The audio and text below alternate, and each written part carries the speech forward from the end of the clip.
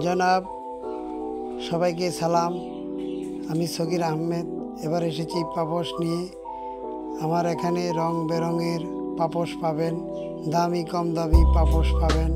সকল ব্যবসায়ী ভাইদেরকে পাপোশ ক্রয় করার জন্য আমন্ত্রণ রইল।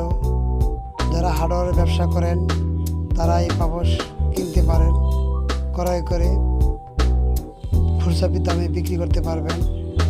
আমার যোগাযোগের ঠিকানা ভিডিও স্ক্রিনে মোবাইল নম্বর দেওয়া আছে। জনাব, যারা বেকার ঘরে বসে আছেন তাদের জন্য সুখবর, 64 জেলায় 64 জন প্রতিনিধি নিয়োগ করব।